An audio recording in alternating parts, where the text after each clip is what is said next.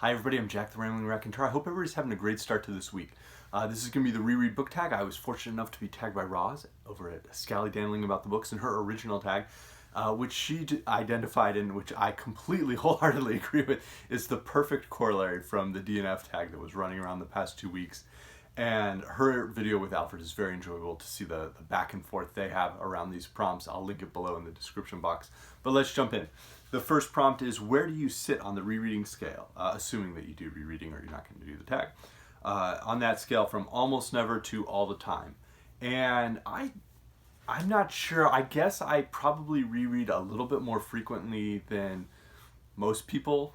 Again, I don't have evidence for these averages, but I'll throw some quick numbers at you. I went back through my notebook where I just keep a running list of everything I read. And in 2018, 2019, both years, it was close to about 30% of the books I read were rereads. This year, that ratio is a little bit lower, but I'm currently rereading 3 books right now. And so at the end of August, it's likely that the ratio will be around 20% of the books in 2020 are rereads. Just 20s all over. Right now, it's The Sound and Fury by William Faulkner for Faulkner in August. I'm really enjoying my reread of it. It is my favorite Faulkner novel, and this is at least the 4th time I've read this book. And then for Augustus along, I'm sharing thoughts on The 12 Caesars by Suetonius. And again, this is, I think, at least the 4th, if not the 5th time I've read The 12 Caesars. So the third one is Marcel Proust in the Shadow of Young Girls on Flower, Volume 2, from In Search of Lost Time. And again, I'm really enjoying all 3 of these as I'm rereading them. So again, I think I probably reread slightly more frequently than others. Prompt 2, has that changed over your reading life? Yes, I think that as a kid you reread, and I put myself into this group, we reread very frequently as children because that's kind of, we're learning to read. We're recognizing words. We start to develop some imagination from seeing the words, but you also see pictures. And you can imagine what's happening around that picture. That was something I always enjoyed doing with a book like Go Dog Go, was sitting and looking at the 3 dogs in a boat at night, and it was, what happened to get them there in that boat at night? You could ask all these questions. So you reread those books because they're almost like jazz songs. There's this basic chord that you're going, this melody you're playing on as you read, but then your imagination as a child gets to veer off and ask questions and come up with interesting ideas and interesting tangents. There's a ramble for you. As an adolescent, I think that I reread frequently, in part because your body is changing quite a bit and you're developing, at different rates. Your body's changing, life feels like it's changing, and so there's something comforting about having books to go back to and reread and really find almost an anchor in the stories we love and in the literature we can enjoy, as everything else just feels in turmoil. So as an adult, I probably reread less frequently, and especially as a parent now, although there's an exception of, I reread children's books all the time, and I enjoy that. So prompt 3, when do you reread? Immediately after finishing a book, years later, or when the mood strikes? I don't know. I cannot remember the last time I finished a book and then started reading it over again. That has to have happened at the very latest in my adolescence. I honestly can't remember that happening. But I sometimes I will intentionally know I'm going to reread something, but it's usually just when the mood strikes. I have one of those everything's connected minds where I just kind of jump from tangent to tangent and then sort of trace back, oh gosh, this is why I ended up reading this 2 weeks down the road. Prompt 4, why do you reread books? Because it's enjoyable, I think, is the main reason. I also find that I learn a lot from what I read, and so I enjoy just trying to find, as I said, everything's connected. I enjoy trying to find more connections and finding ways to connect texts back to each other and just kind of not circle in the just this constant loop, but bring in different texts and ideas and periods from history and just enjoy the contrasts. My wife and I were having a whole discussion around which political figure from the 20th century most resembled Germanicus, who was never a Caesar but might have theoretically been one of the best.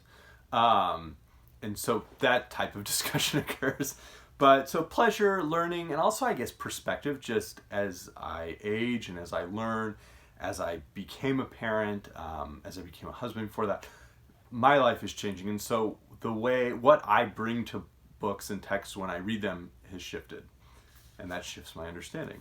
And then also different translations. That's a huge one. A number of the books that I read when I was younger that were works in translation, they weren't the best translations. And I found translations that I like over the years, or translators that I like over the years for particular languages. And so I sort of will go and reread books from those specific translators. Prompt 5, how do you reread? Faster, slower, just the best bits. If it's a fictional book or short story, I generally read the entire piece. If it's a dramatic work, I generally read the entire piece. The exception would be something like nonfiction. I often don't reread the entire nonfiction book. I'll go to it because I think of some connection. I want to reread part of it. An example of that would be Pericles' funeral oration, which I've probably read every year for the past 5 or 6 years in 3 different translations. This is the landmark Thucydides.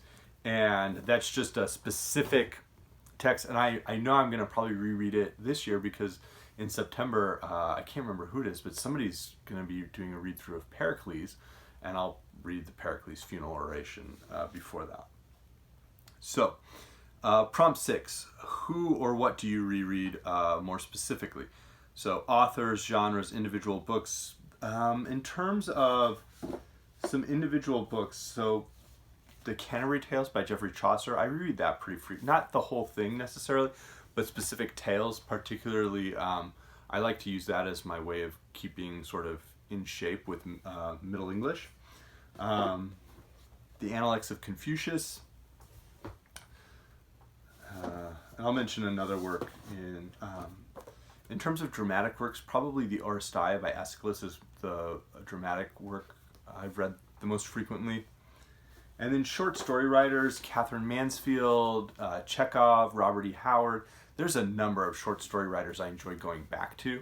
In particular because they're so short and contained, I can just dip in for one evening when I think of a connection.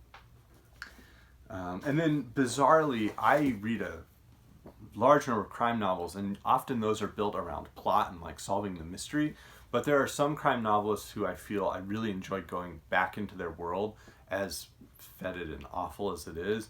And examples of that would be like James Ellroy with The Black Dahlia, or David Peace with his Red Riding Quartet in 1974. Prompt 7, is there a book you found better when you reread it? So there's sort of two ways I think about this. One is the books that I didn't really enjoy the first or even second time I read them, and then I grew to, there was a lot of growth in how much I enjoyed them. An example of that would be Dante's Divine Comedy, and I really believe that was just because of the translations I was reading when I was in high school, and then even when I was 29, it didn't feel like a poem, it didn't feel like it flowed as an English translation. I found a translation by Lawrence Binion last year that I absolutely loved. And so that was one that sort of went from like 0 to 95. And then, so there are works like that. And then there are the works that I really, really loved and enjoyed the first time I read them. And when I reread them, I found not only that I still liked them, but that I still really, really enjoyed them.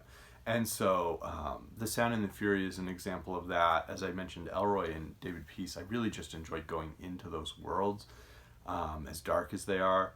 Their Eyes Were Watching God by Zora Neale Hurston. I reread that earlier this year. Swan's Way by Marcel Proust. I think Proust is one where when you finished In Search of Lost Time, there are so many connections throughout it that rereading it becomes much more pleasurable.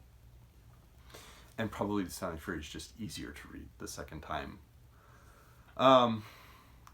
So, prompt 8, is there a book that you found worse when you reread it?